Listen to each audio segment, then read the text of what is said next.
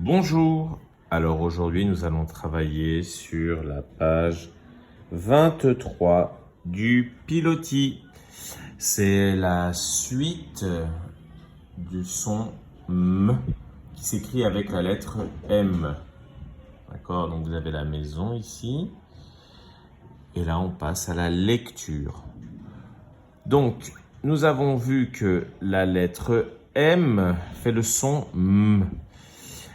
Alors, je lis des syllabes.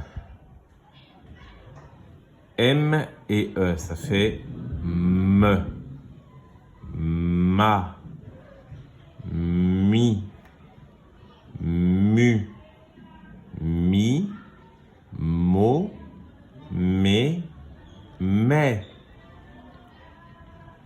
mal, mille, mule, marre, mire, mur, mire, muet. Je manipule des sons. Nommez les images. Manteau, râteau, tomate, château. Trouvez l'intrus parmi les rimes. Alors, les mots qui riment sont les mots qui finissent par le même son ou la même syllabe. Là, ça sera par le même son. Finissent. Je vous les redis. Manteau, râteau, tomate, château. Quel est le son qui rime? C'est le son O. Quel mot ne finit pas par le son O? Tomate, qui finit par le son T. Donc l'intrus, c'est tomate. Je lis des mots. Ma.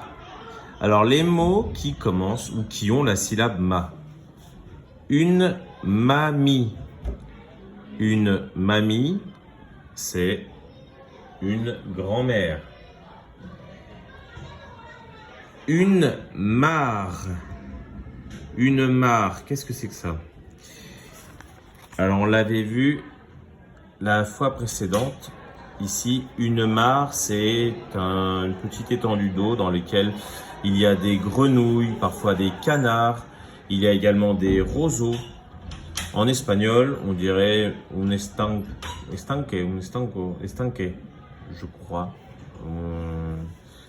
C'est plus petit qu'un lac, c'est une petite étendue d'eau. La mare au canard. Un lama. Un lama, c'est un mammifère qui vit en Amérique. On l'avait vu ici, le lama. Les mots qui ont la syllabe mot. Un mot. Bon, un mot, là vous en avez deux. Vous avez un et mot. C'est un ensemble de lettres qui a du sens. Une momie. La momie dans les pyramides d'Égypte. Une morue. Alors une morue, c'est un poisson. C'est un poisson qui vit dans l'océan et que l'on mange. Les mots qui ont la syllabe mu. Ému. Alors, ému. Je suis ému, je suis touché, je suis un peu triste ou je suis content. Il m'est arrivé quelque chose, je suis ému. Comment expliquer ça? J'ai gagné une course, on me donne la médaille, je suis tellement content que j'en ai les larmes aux yeux et du coup je suis très ému. On continue. Une mule. Une mule, c'est un animal qui ressemble à un cheval ou à un âne, entre les deux, et on l'utilise pour transporter des choses dans la montagne. Un mulot. Un mulot, c'est une petite souris. C'est plus petit qu'une souris, ça vit dans les champs. Les mots qui ont la syllabe mi. Un ami, des amis, vous en avez. Donc là, on a un ami, c'est un ami garçon, un copain. Une amie, c'est la même chose, mais fille, une amie fille. Alors, j'en profite, regardez ces deux mots. Un ami, une amie. Il y a une différence entre les deux. Quelle est la différence?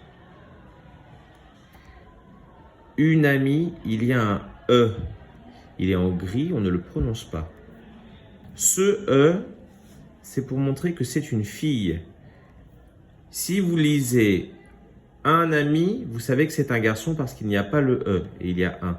Si vous lisez une amie, vous savez que c'est une fille car il y a le E. Ce E montre le féminin.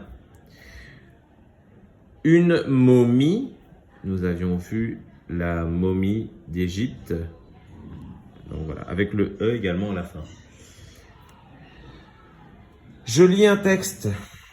Le mot outil que l'on apprend aujourd'hui, c'est elle. Elle, c'est au féminin. C'est pour, par exemple, une fille. Si je parle, je sais pas moi, une élève fait ses devoirs. Elle fait ses devoirs. Ensuite, elle pourra aller jouer. Cette fille, elle nous montre le geste du son M. Si c'était un garçon, alors là c'est encore une fille, ce serait il. Il pour les garçons, elle pour les filles.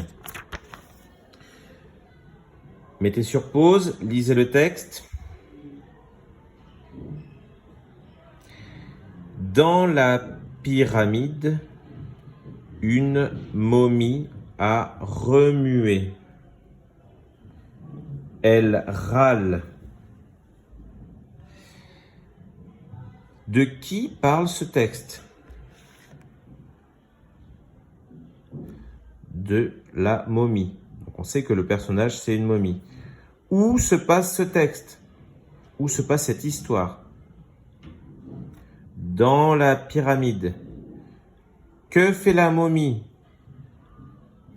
Elle a remué. C'est l'action. Remuer, elle a bougé. Et en plus de ça, elle râle. Elle, c'est la momie. Elle râle, elle n'est pas contente. Voilà, c'est tout pour aujourd'hui.